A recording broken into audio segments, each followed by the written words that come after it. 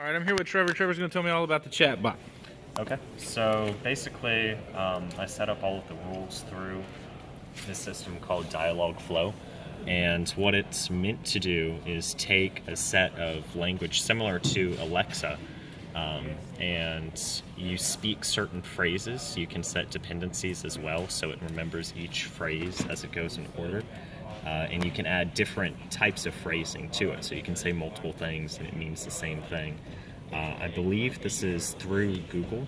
And the reason I chose to set the rules in here instead of hard coding them within like Java code or something like that is because of all of the integrations that it allows. It has source development kits for a variety of different languages. In Java, it allows for voice recording similar to Alexa and voice processing, as well as chat processing. The one I was working on until I figured out it couldn't interface with the application server that we had already was with HTML5, and that was just like a web form where you could have a web browser sitting on a local network where you would communicate with the chatbot. You could access it anywhere on your business intranet, basically.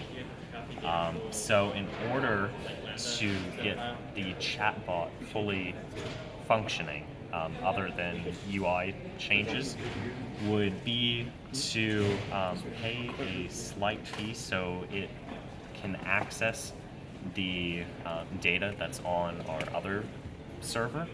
Because as it's set up, the only data it is allowed to access is within the Dialogflow domain. And in order to access like an external site, like the Amazon AWS server that we had, it charges extra for that.